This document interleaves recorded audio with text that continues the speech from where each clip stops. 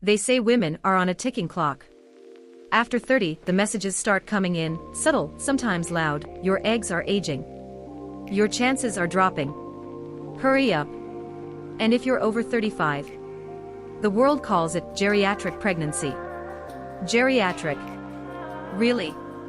But here's what no one tells you. Yes, fertility changes with age, but your body is not broken. You are not powerless.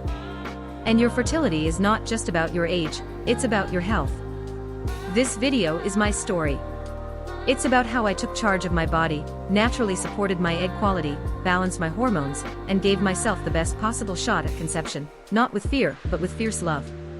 Let's start with something most of us never learned in school. Egg quality isn't fixed. It can be influenced. Not overnight, but with time, nourishment, and intention. Every egg you ovulate today was developing for about 90 days. That means you have a 3-month window to completely change the environment your eggs grow in.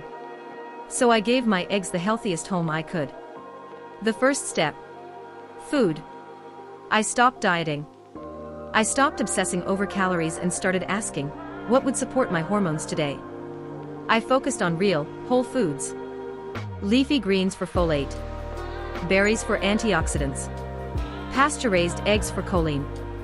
Fatty fish like salmon for omega-3s. Pumpkin seeds for zinc. Avocados for healthy fat. Bone broth for gut healing and minerals. I made protein the center of every meal and embraced slow carbs, sweet potatoes, quinoa, lentils, instead of cutting them out. Because balanced blood sugar is everything when it comes to fertility.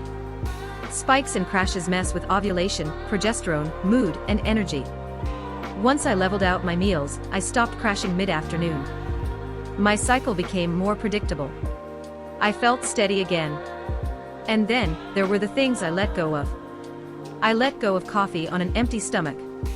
That was a hard one. But caffeine first thing in the morning was spiking my cortisol and draining my adrenals. So I swapped it out for warm lemon water or herbal teas, and ate a real breakfast first. Eventually, I didn't even miss the crash. I also let go of high-intensity workouts that left me exhausted. I used to think more sweat meant more results. But intense exercise raises cortisol, and high cortisol steals from progesterone. That's the hormone that holds a pregnancy. So I switched to walking, strength training, Pilates, and gentle yoga. I moved every day, but I moved with kindness. The biggest game changer, though, was stress. And I know, everyone says, reduce your stress, but no one tells you how.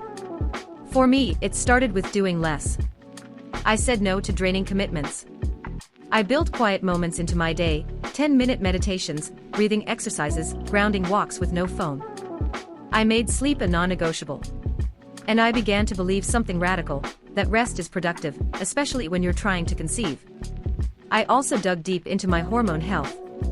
I tracked my cycle, not just to know when I ovulated, but to understand what my body was trying to tell me.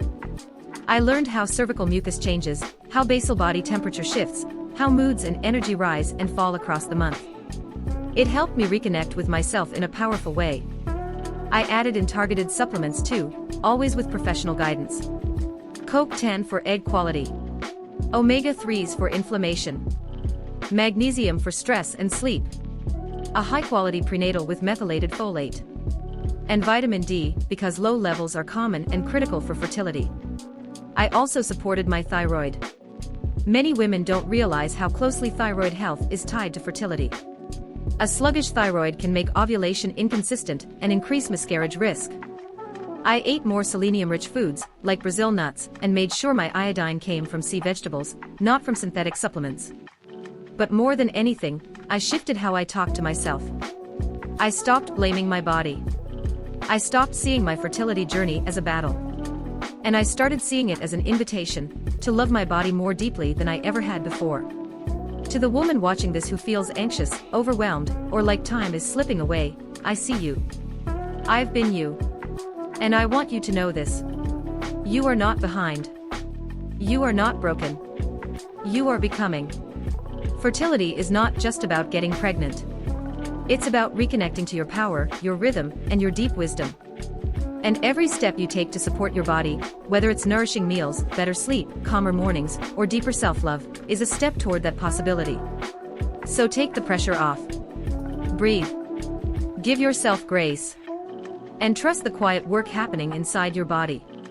You are preparing the soil before the seed. And that matters more than you know.